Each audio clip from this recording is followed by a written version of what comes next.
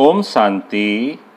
आज 30 अप्रैल 2021 की मुरली में बाबा ने कहा, मीठे बच्चे, तुम बाप द्वारा सम्मुख पढ़ रहे हो। तुम्हें सतयुगी बादशाही का लायक बनने के लिए पावन जरूर बनना है। प्रश्न है, बाप के किस ऑक्यूपेशन को तुम बच्चे ही जानते हो? उत्तर है, तुम जानते हो कि हमारा बाप भी है, टीचर और सतगुरु भी है।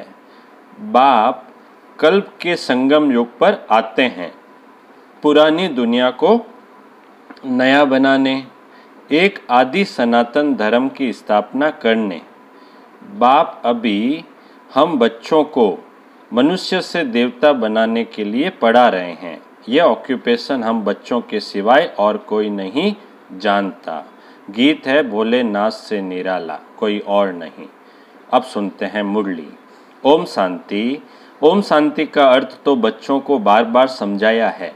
ओम माना मैं आत्मा हूँ और मेरा यह शरीर है। शरीर भी कह सकता है कि मेरी यह आत्मा है। जैसे शिव बाबा कहते हैं, तुम मेरे हो। बच्चे कहते हैं, बाबा आप हमारे हो। वैसे आत्मा भी कहती है, मेरा शरीर। शरीर कहेगा, मेरी आत्मा। अभी आत्मा जानती है, मैं अविनाशी हूँ। आत्मा बिगर शरीर कुछ कर न सके। शरीर तो है, कहते हैं मेरी आत्मा को तकलीफ नहीं देना। मेरी आत्मा पाप आत्मा है, व मेरी आत्मा पुण्य आत्मा है। तुम जानते हो मेरी आत्मा सत्युग में पुण्य आत्मा थी। आत्मा खुद भी कहेगी, मैं सत्युग में सतो प्रधान अथवा सच्चा सोना थी। आत्मा खुद भी कहेगी, मैं सत्युग में सतो प्रधान अथवा सच्चा सोना थी।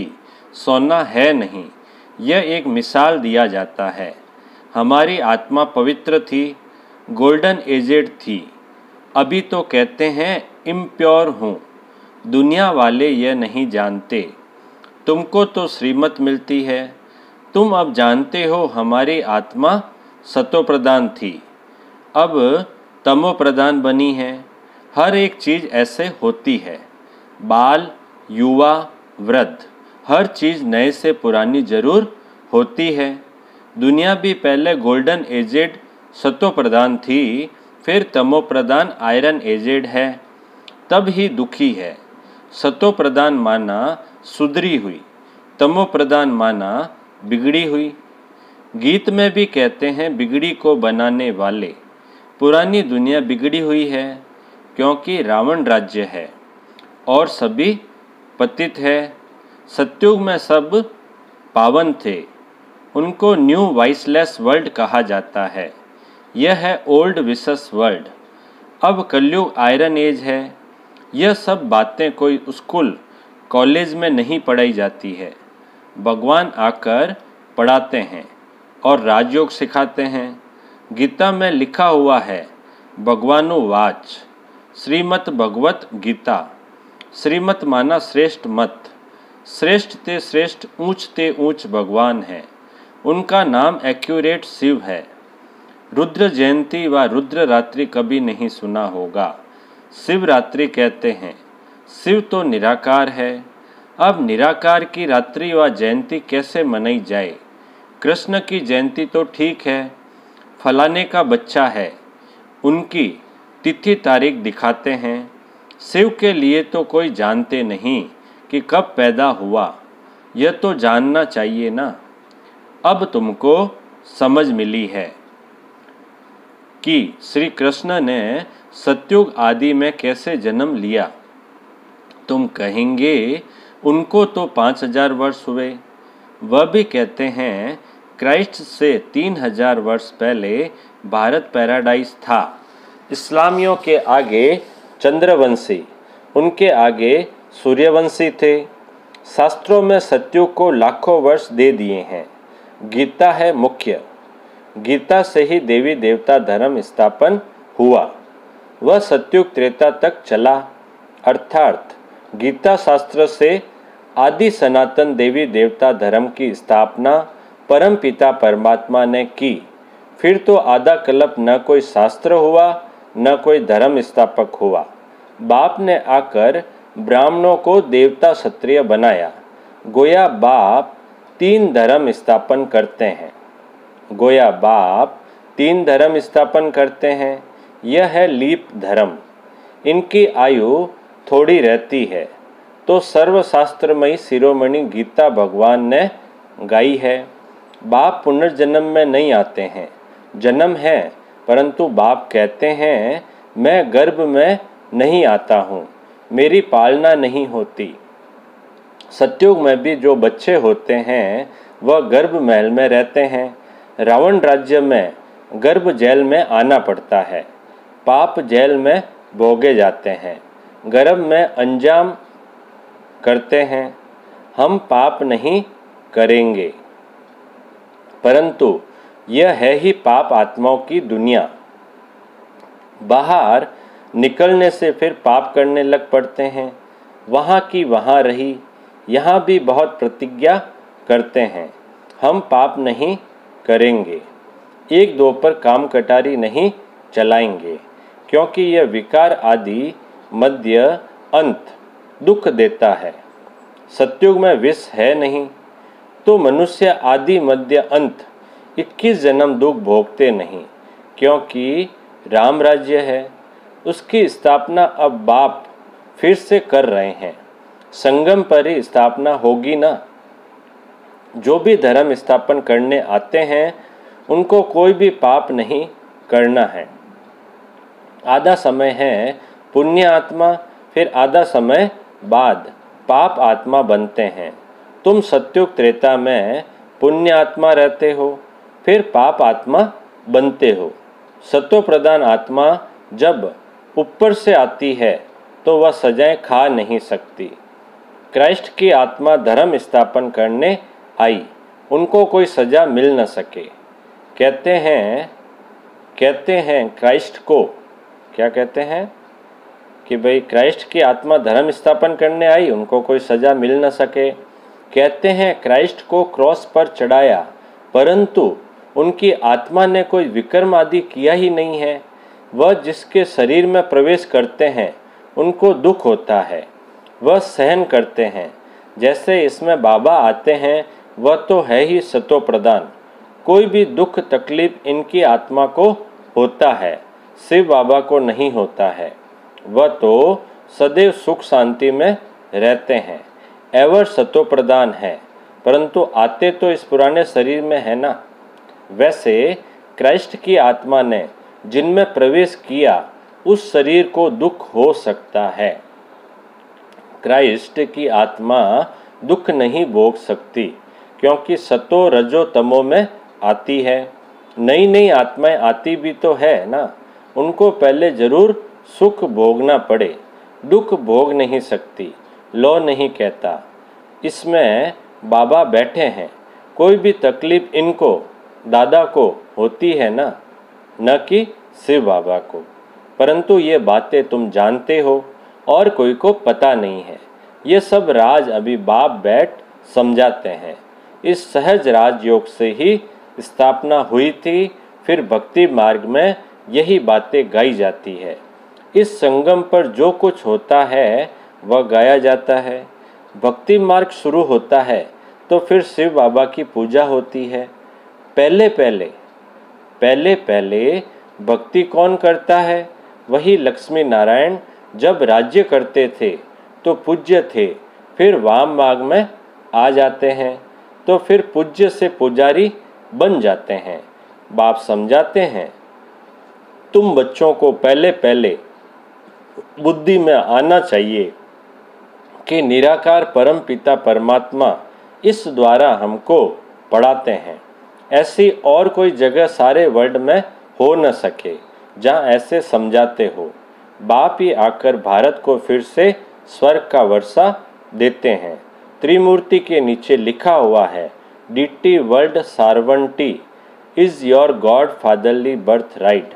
शिव बाबा आकर तुम बच्चों को स्वर्ग की बादशाही का वर्षा दे रहे हैं, लायक बना रहे हैं।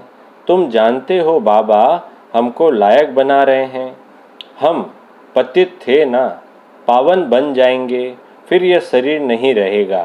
रावण द्वारा हम पतित बने हैं, फिर परम पिता परमात्मा पावन बनाए, पावन दुनिया का मालिक बनाते हैं। वही ज्ञान का सागर पतित पावन है। यह निराकार बाबा हमको पढ़ा रहे हैं। सब तो इकट्ठा नहीं पढ़ सकते, सम्मुख तुम थोड़े बैठे हो, बाकी सब बच्चे जानते हैं। अभी शिव बाबा ब्रह्मा के तन में बैठ सृष्टि के आदि मध्य अंत का नॉलेज सुनाते होंगे। वह मुरली लिखत द्वारा आएगी और सत्संगों में ऐसा थोड़े समझेंगे आजकल टैप मशीन भी निकली है, इसलिए भरकर भेज देते हैं। वह कहेंगे फलाने नाम वाला गुरु सुनाते हैं, बुद्धि में मनुष्य ही रहता है। यहाँ तो यह बात है नहीं। यह तो निराकार बाप नॉलेजफुल है, मनुष्य को नॉलेजफुल नहीं कहा जाता। गाते हैं God father is knowledgeful, peaceful, blissful, तो उनका वर्षा भी चाहिए ना। उनमें जो गुण हैं वह बच्चों को मिलने चाहिए, अभी मिल रहे हैं। गुणों को धारण कर हम ऐसे लक्ष्मी नारायण बन रहे हैं। सब तो राजा रानी नहीं बनेंगे। गाया जाता है राजा रानी वजीर, वहाँ वजीर भी नहीं रहता। महाराजा महारानी में पावर रहती है। महाराजा महारानी में पावर रहती है। जब विकारी बनते हैं तब वजीर आदि होते हैं। सतयुग में तो वजीर की जरूरत ही नहीं है। आगे मिनिस्टर आदि भी नहीं थे, वहाँ तो एक राजा रानी का राज्य चलता था। उनको वजीर की क्या दरकार, राय लेने की दरकार नहीं, जबकि खुद मालिक है। यह है हिस्ट्री ज्योग्राफी। परंतु पहले पहले तो उठते बैठते यह बुद्धि में आना चाहिए कि हमको बाप पढ़ाते हैं, योग सिखाते हैं, याद की यात्रा पर रहना है। अभी नाटक पूरा होता है। हम बिल्कुल पतित बन गए हैं, क्योंकि विकार में जाते हैं, इसलिए पाप आत्मा कहा जाता है। सतयुग में पाप आत्मा नहीं होते, वहाँ है पुण्य आत्माएं। यह है प्रारब्ध जिसके लिए तुम अभी पुरुषार्थ कर रहे हो।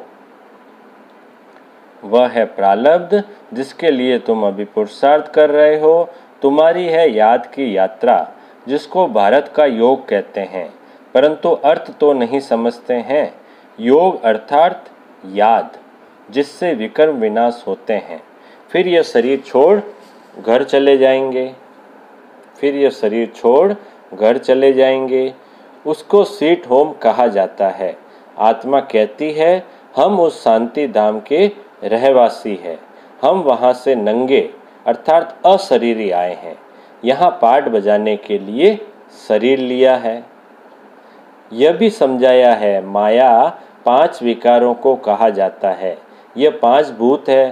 काम का भूत, क्रोध का भूत, नंबर 1 है देह अभिमान का भूत।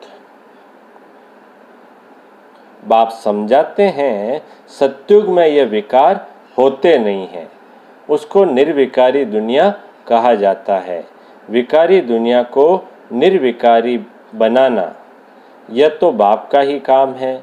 उनको ही सर्वशक्तिमान ज्ञान का सागर पतित पावन कहा जाता है। इस समय सब भ्रष्टाचार से पैदा होते हैं। सतयुग में ही वाइसलेस दुनिया है। बाप कहते हैं अब तुमको विशेष से वाइसलेस बनना है। कहते हैं इस बिगर बच्चे कैसे पैदा होंगे। बाप समझाते हैं अभी तुम्हारा यह अंतिम जन्म है, मृत्यु लोग ही खत्म होना है। फिर इसके बाद विकारी लोग होंगे नहीं। इसलिए बाप से पवित्र बनने की प्रतिज्ञा करनी है। कहते हैं बाबा हम आपसे वर्षा अवश्य लेंगे।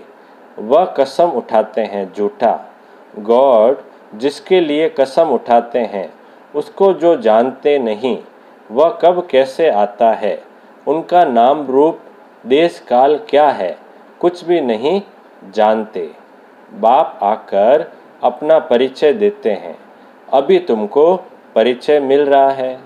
दुनिया भर में कोई भी गॉड फादर को नहीं जानते, बुलाते भी हैं, पूजा भी करते हैं, परंतु ऑक्यूपेशन को नहीं जानते हैं। अभी तुम जानते हो परम पिता परमात्मा हमारा बाप, टीचर, सतगुरु है। यह बाप ने खुद परिचय दिया है कि मैं तुम्हारा बाप हूँ। मैंने इस शरीर में प्रवेश किया है। प्रजापिता ब्रह्मा द्वारा स्थापना होती है। किसकी? ब्राह्मणों की। फिर तुम ब्राह्मण पढ़कर देवता बनते हो। मैं आकर तुमको शूद्र से ब्राह्मण बनाता हूँ। बाप कहते हैं मैं आता ही हूँ कल्प के संगम युग पर। कल्प 5000 वर्ष का है। यह सृष्टि चक्र तो फिरता रहता है। मैं आता हूँ पुरानी दुनिया को नया बनाने, पुराने धर्मों का विनाश कराने। फिर मैं आदि सनातन देवी देवता धर्म स्थापन करता हूँ। बच्चों को पढ़ाता हूँ। फिर तुम पढ़कर 21 जन्म के लिए मनुष्य से देवता बन जाते हो। देवताएं तो सूर्यवंशी, चंद्रवंशी प्रजा सब है। बाकी पुरुषार्थ अनुसार ऊंच पद पाएंगे। अभी जो जितना पुरुषार्थ करेंगे वही कल्प कल्प चलेगा। समझते हैं कल्प कल्प ऐसा पुरुषार्थ करते हैं, ऐसा ही पद जाकर पाएंगे। यह तुम बच्चों की बुद्धि में है कि हमको निराकार भगवान पढ़ाते हैं। उनको याद करने से ही विकर्म विनाश होंगे। बिगर याद किए विकर्म विनाश हो नहीं सकते। मनुष्य को यह भी पता नहीं कि हम कितने जन्म लेते हैं। शास्त्रों में कोई ने गपोड़ा लगा दिया है। शास्त्रों में कोई ने गपोड़ा लगा दिया है 84 लाख जन्म। अभी तुम जानते हो 84 जन्म है। यह अंत का जन्म है। फिर हमको स्वर्ग में जाना है। पहले मूल वतन में जाकर फिर स्वर्ग में आएंगे। अच्छा बाप दादा बोले, मीठे मीठे सिकिलदे बच्चों प्रति माता पिता बाप दादा का याद प्यार और गुड मॉर्निंग। रूहानी बाप की रूहानी बच्चों को नमस्ते। हम रूहानी बच्चों की रूहानी बाप दादा को याद प्यार, गुड मॉर्निंग और नमस्ते नमस्ते नमस्ते। सदा रहेंगे हंसते हंसते, बन जाएंगे फरिश्ते। वाह बाबा वाह, वाह मेरा भाग्य। अब पूरी मुरली में से धारणा के लिए मुख्य सार में पहला पॉइंट, बाप से जो पवित्र बनने की प्रतिज्ञा की है उस पर पक्का रहना है। काम, क्रोध आदि भूतों पर विजय अवश्य प्राप्त करनी है। दूसरा पॉइंट है, चलते फिरते हर कार्य करते पढ़ाने वाले बाप को याद रखना है। अब नाटक पूरा हो रहा है, इसलिए इस अंतिम जन्म में पवित्र जरूर बनना है। मीठे बाबा का मीठा वरदान है, एक लगन, एक भरोसा, एक रस अवस्था द्वारा सदा निर्विघ्न बनने वाले निवारण स्वरूप भव। एक लगन, एक भरोसा, एक रस अवस्था द्वारा सदा निर्विघ्न बनने वाले निवारण स्वरूप भव। विस्तार है, सदा एक बाप की लगन, बाप के कर्तव्य की लगन में ऐसे मगन रहो जो संसार में कोई भी वस्तु या व्यक्ति है भी वह अनुभव ही न हो। ऐसे एक लगन, एक भरोसे में, एक रस अवस्था में रहने वाले बच्चे सदा निर्विघ्न बन चढ़ती कला का अनुभव करते हैं। वे कारण को परिवर्तन कर निवारण रूप बना देते हैं। कारण को देख कमजोर नहीं बनते, निवारण स्वरूप बन जाते हैं। स्लोगन है, अशरीरी बनना वायरलेस सेट है, वॉइसलेस बनना वायरलेस सेट की सेटिंग है। अशरीरी बनना वायरलेस सेट है, वॉइसलेस बनना वायरलेस सेट की सेटिंग है। अच्छा, ओम शांति।